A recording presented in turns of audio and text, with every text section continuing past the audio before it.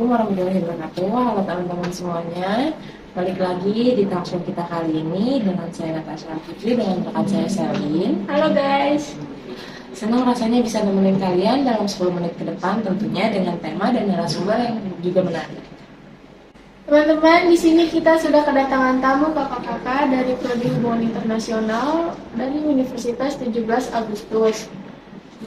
Ada Kak Aini, ada Kak Dewi, dan juga ada Kak Afla.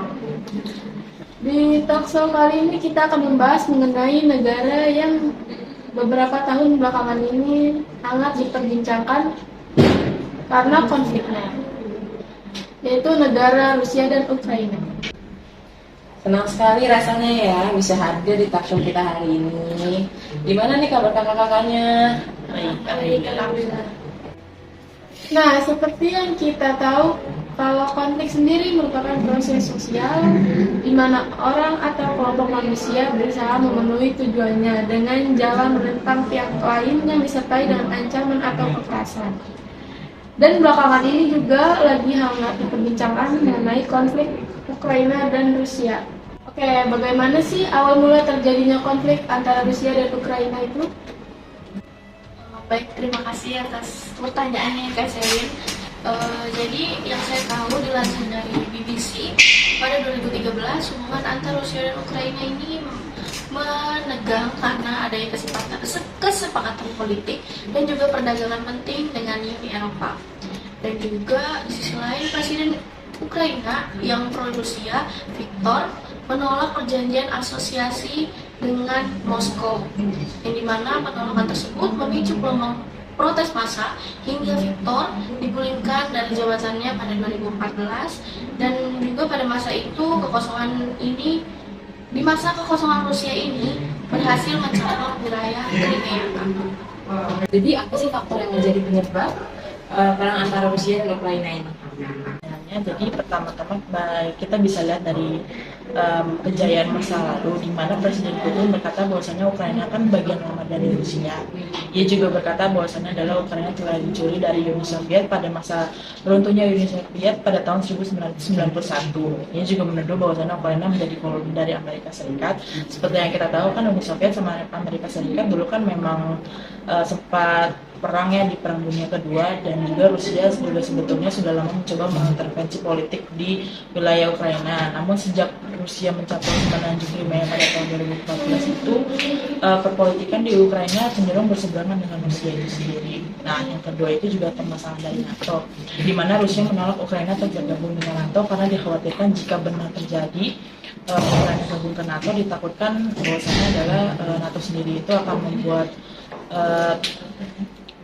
persenjataan ke wilayah perbatasan Ukraina dan Rusia. Yang seperti kita tahu bahwasanya adalah kota-kota besar di wilayah Rusia sendiri kan yang penting seperti Moskow itu kan dekat sekali dengan Ukraina, ditakutkan adalah untuk bisa menjadi sasaran yang mudah untuk ditargetkan. Wah, jawaban yang sangat informatif ya Kak Dewi. Berbicara tentang NATO, kalau NATO sendiri itu artinya apa sih Kak? Oke, baik Kak, mungkin saya akan menjelaskan sedikit tentang NATO. NATO adalah North Atlantic Treaty Organization, yaitu sebuah organisasi aliansi militer antar banyak negara yang terdiri dari 2 negara di Amerika Utara dan 27 negara di negara Eropa dan juga 1 negara di Eurasia, yang bertujuan untuk keamanan bersama, yang didirikan pada tahun 1949. Dan NATO ini juga dibentuk untuk melawan kejayaan Uni Soviet, yang pada masa itu menjadi negara dengan power terbesar pada masanya. Dan NATO ini sendiri juga diketuai oleh negara Amerika Serikat. Mungkin itu saja sih Kak yang saya jelaskan tentang arti dari NATO. Terima kasih atas jawabannya. Kalau teori dalam dinamika hubungan internasional mengenai hubungan antara NATO, Rusia, dan Ukraina itu? Saya akan menjawab pertanyaannya. Jadi seperti yang sudah kami pelajari sebelumnya dalam mata kuliah pengantar hubungan internasional, bahwasanya ada 2 hal yang bisa kita ambil ya Kak. Yang pertama adalah hubungan antara Rusia dan Ukraina sendiri ini kan sudah jelas ada unsur konflik. Seperti yang kita tahu bahwasanya adalah pola perilaku di hubungan internasional itu kan ada tiga ya, ada konflik, ada kerjasama dan juga ada kompetisi. Dan dari Rusia Ukraina ini sudah jelas dari unsurnya adalah unsur konflik ya, dimana yang sudah dijelaskan sebelumnya bahwasanya adalah Rusia berusaha untuk mencegah Ukraina bergabung dengan NATO, dan juga Rusia berusaha untuk mengembalikan negara itu agar bisa kembali menjadi bagian dari kekuasaan negara Rusia. Nah, kemudian juga di unsur kedua itu kan ada teori realisme yang dalam hubungan internasional sendiri. Teori realisme itu kan menempatkan konsep power sebagai pusat dari semua perilaku hubungan antara negara dan bangsa. Teori ini berasumsi bahwasanya adalah negara-negara sendiri bertindak untuk memaksimalkan power mereka sehingga dapat mencapai tujuan mereka sendiri dengan lebih baik, di mana Rusia dan ketua NATO yaitu Amerika Serikat kan merupakan negara yang powernya sudah diakui dunia, apalagi sejak berakhirnya Perang Dunia Kedua gitu sih. Baik, cukup menarik ya jawaban yang Kak Dewi berikan. Terima kasih. Nah, sekarang aku bakal muterin satu video untuk kakak-kakak ini semua nih. Ayo, kita simak dulu ya videonya. Amerika Serikat tampak kerap turun tangan dalam sejumlah perang atau konflik militer yang terjadi antar negara. Konflik tersebut seperti di Vietnam, Korea, Perang Teluk hingga Rusia dan Ukraina.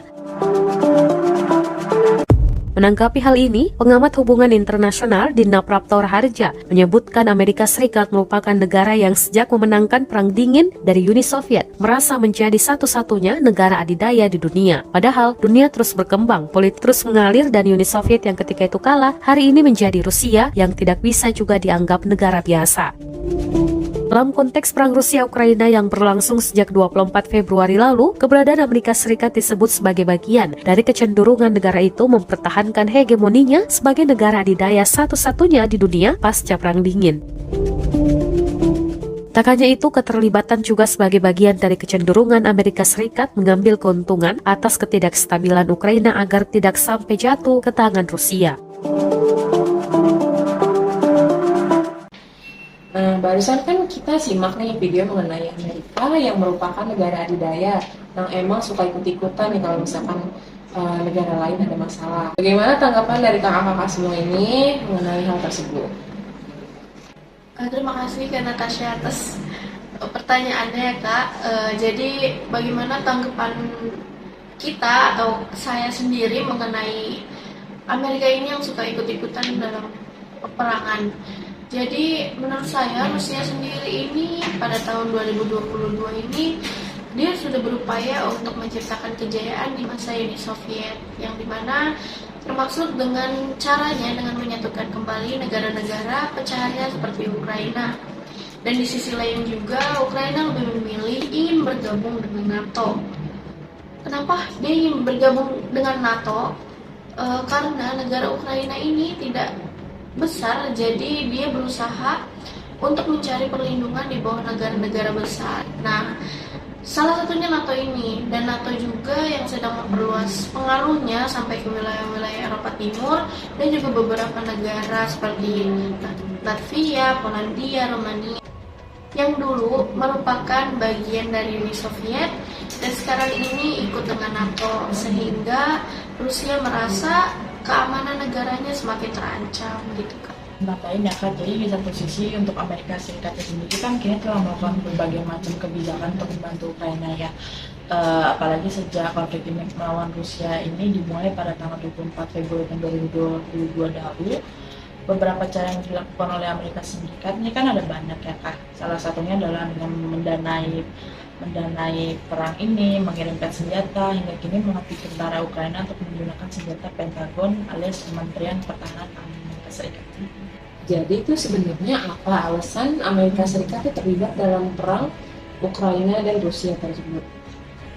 Oke baik Kak, menurut saya sendiri ada kepentingan tersendiri. Mengapa negara Amerika Serikat terlibat dalam konflik ini? Di mana bisa kita lihat dimulainya invasi. Di mana negara Amerika Serikat memanfaatkan kekacauan untuk kepentingan produsen senjata Amerika Serikat. Pasalnya setelah konflik itu terjadi. Setelah itu dikabarkannya saham produsen perusahaan terkait telah mengalami pertumbuhan signifikan dan mewujudkan kapabilitas bisnis dari negara Amerika Serikat di bidang persenjataan. Kemudian, Amerika Serikat dituding memasok negara itu dengan senjata dan amunisi untuk menciptakan presiden yang buruk dan mendorong negara Ukraina ke konsekuensi yang tidak terduga. Gitu.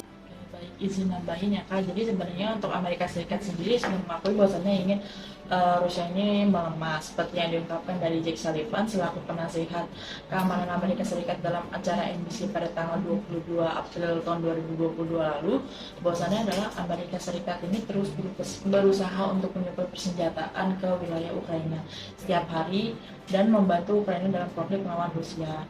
Tapi kan dikutip dari tribunnews.com ini, per bulan Oktober tahun 2022, Amerika mulai kekurangan stok senjata nih Kak, karena sejak invasi 24 Februari lalu kan Amerika gencar nih mengirimkan pasokan senjata dan amunisinya ke Ukraina. Namun hal itu juga tidak menyebabkan Amerika untuk menghentikan pengiriman senjatanya, mungkin hanya dikurangi saja sih Kak. Itu. Oke, terima kasih Kak Dewi untuk membagi informasi. Kalau perang Amerika sendiri dalam perang Rusia dan Ukraina ini apakah berhasil?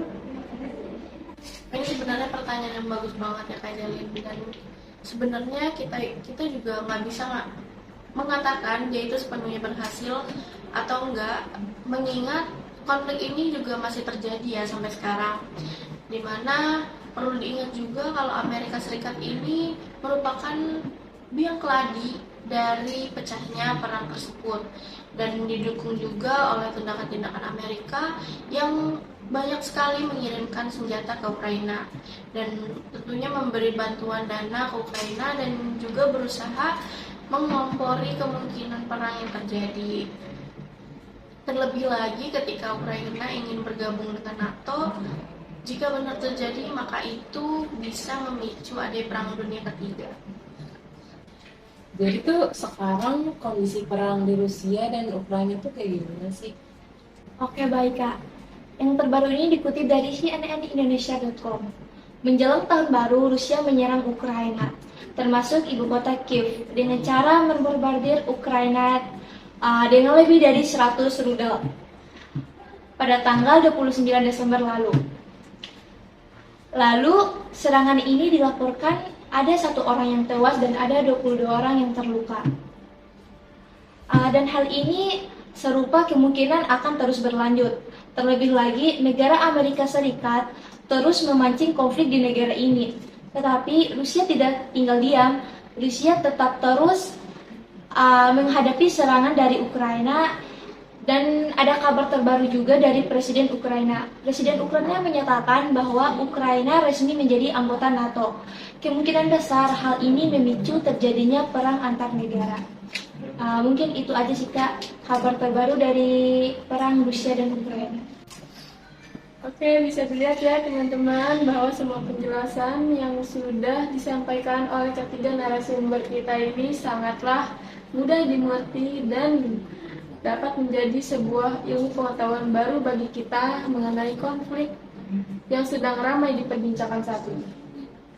Terima kasih banyak kepada Kak Dewi, Kak Afra, dan Kak Aini yang udah memberikan waktunya dan nemenin kita dengan materi dan jawaban-jawaban yang menarik. Semoga apa yang telah Kak Dewi, Kak Aini, dan Kak Afra sampaikan dapat memberikan sebuah informasi baru bagi kalian. Oke, saya akhiri sampai di sini dan sampai jumpa. Dadah. Dadah.